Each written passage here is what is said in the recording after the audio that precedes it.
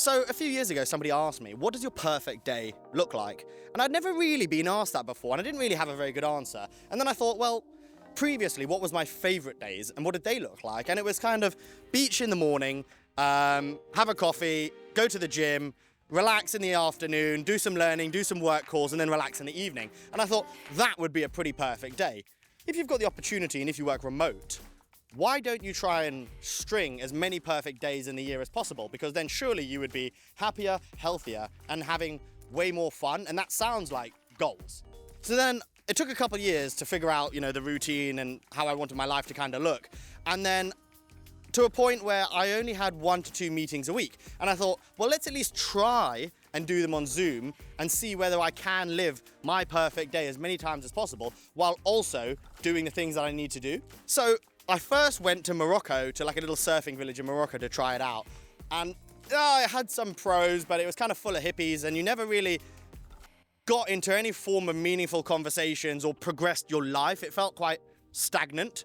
And then I tried Dubai, and that was kind of the opposite. It was less relaxing, but everything was moving very quickly in terms of business and networking. So there was a lot more pros for me. But again, I don't think I was being able to live the perfect day.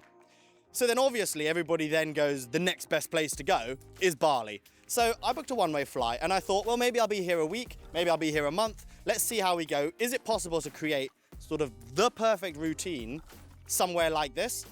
So I feel like I've got as close as I'm going to get, and I've realized that there are pros and there are cons, as with everything. But this is kind of what I think my perfect day would look like here. So in London, my standard routine would be wake up, have a coffee with a protein shake, do some learning, and then go to the gym. Now, since I've been here, I've tried to really avoid anything that'll cause any form of sort of GI distress. So I thought, okay, well, what we'll do is we'll bin the caffeine on an empty stomach, just because, that's not gonna be ideal for me. And also, I've been having protein shakes since I've been like 15 daily, and they do have sweeteners which are gut disruptive. So again, I thought I'd swap that out. So since I've been here, I've had no sugar, I've had no caffeine, and I've had no protein shakes. And I feel like that has really sort of settled everything down. On top of not having the sugar, caffeine, and protein shakes, I've also been doing a lot of things in this sort of morning aspect of the routine that have really set me up throughout the day. It's like getting early morning sunlight on top of grounding, walking along the beach. And also one big thing that I heard a couple of years ago, I saw some research about man-made sounds and how that's sort of increasing our levels of low underlying stress. It's like when we hear typing on a keyboard or music or podcasts or sirens or cars moving around, these are sounds that we haven't evolved hearing. So it's sounds that are unfamiliar. Similarly to when we hear a saber-toothed tiger stepping on a stick. Generally, when we hear an unfamiliar sound, it means we need to get stressed because something bad is about to happen. So by replacing those with sounds like the wind or silence or rustling of leaves or even the sea, these are sounds that we've evolved to hear, so it puts us into a more parasympathetic state, so we are more relaxed. So all of these things, on top of having daily massages, I feel like have worked synergistically. So 1 + 1, it seems to equal 3. Now, that has been really reflected in my sleep, stress, and recovery data, which is now the best it's been in a long time. Like in London, in the deepest part of my sleep, my heart rate was like 75. Now, after like 2 weeks, it's now 51. And that's got nothing to do with how fit and healthy I am. That's everything to do with psychological and physiological stress. So also starting the day with the sort of coconut, walk on the beach, fasted, and then hearing sort of the sea coming in and out, watching the surfers, has set me up to then go on and have good habits. Now, I know that's an absolute cliche, but actually from here, what I'll do is go and have first breakfast, then I'll go to the gym and have second breakfast, and they all sort of flow into each other. So there's no room for me to really make the lazy, bad decisions like I normally make. And actually, I wouldn't normally be sitting here. I'd have the coconut and walk.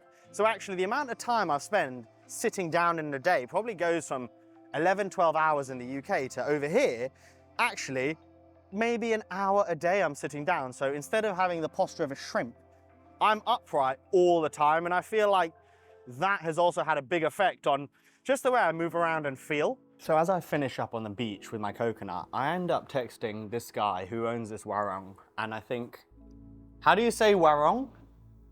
Warung Satya. Warung Satya. Satya, yeah. Okay, cool. So when I'm finishing my coconut on the beach, I text Maddie from Warung Satya. So basically what it is, it's like a little Indonesian restaurant that the locals seem to go to. And you can just text him and ask him for whatever you want. So like every morning he makes fresh pasta. There is a little baby kitten sitting on the coconuts. I don't know if you can see the little baby kitten sitting on the coconut. He's got 13 stray cats or kittens that he looks after, which is quite sweet. But yeah, like I haven't needed to have any frozen or processed or fatty food since I've been here. It's all sort of homemade fresh stuff, which again is absolutely ideal, especially when you're eating 4 to 5 times a day. It makes such a big difference, and it does sound like a lot of food, but actually I consume that much in England anyway. But now I don't have any of the buying of the food, the cooking, the washing up or anything, so that has worked out a lot better. So after I have my coconut, then I come and eat all my eggs and potatoes, and then I'll probably faff about for a little bit, and then I actually go to the gym and then have my second breakfast as well. So I've just finished the gym and it's like 33 degrees with 100% humidity. As you can tell, it is super hot and sticky. It's like when you get off the plane but you go straight into a steam room. It's like jungle, it's jungles with like thunderstorms at night, but like super hot in the day. And to be fair, I don't need to gym in an outdoor gym, but it's a nice change from the UK.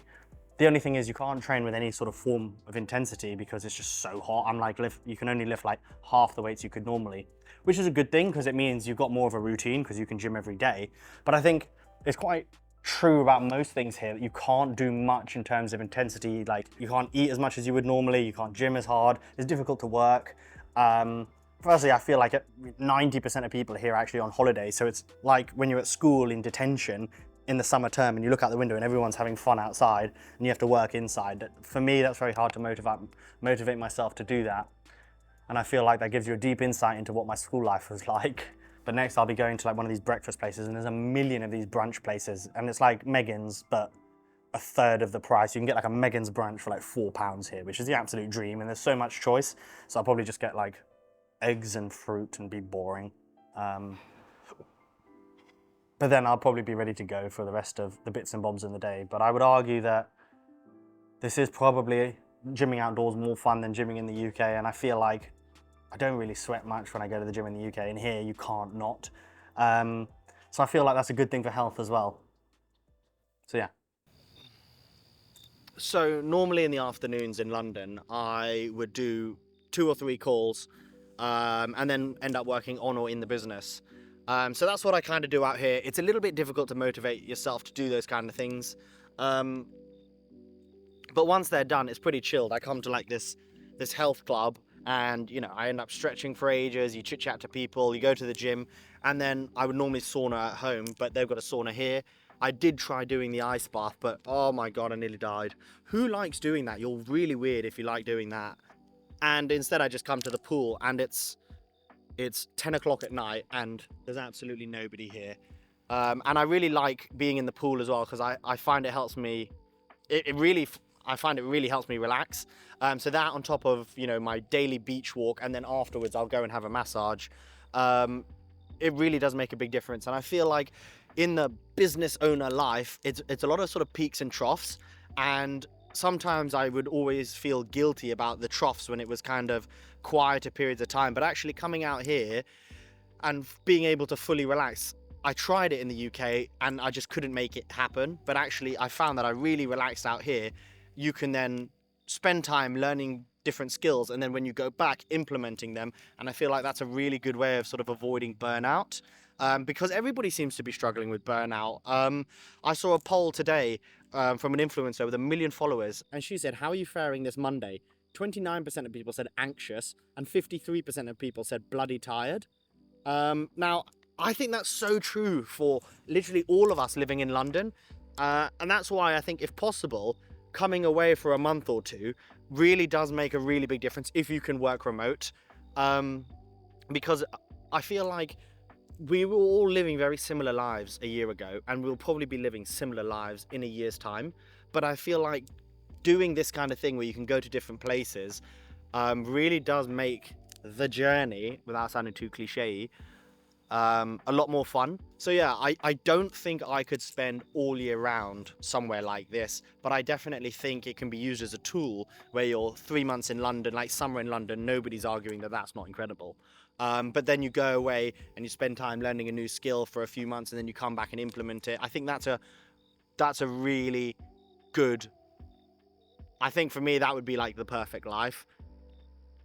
And also because like the food and stuff is so good here and you're always outdoors, you're in the gym, you're on the beach, in the pool, you sleep really well and you feel good all the time and you don't feel the need for caffeine or sugar or processed food. And I think it all works synergistically and you just feel like how you should feel rather than always fighting against yourself by always being tired and forcing yourself to go to the gym, and things that should make you feel good just make you feel like crap. So yeah, that's why I do really value being able to come and do this, because I think it is super important and it does make the journey a lot more fun. And I've actually found it really, really, really, really interesting. And definitely something that I would want to incorporate into the year, because I feel like, some of the days I've had here have been the perfect day. So if I can stack together as many of the perfect days as possible, I'd be, yeah, pretty happy. Peace. Oh, that's so cold.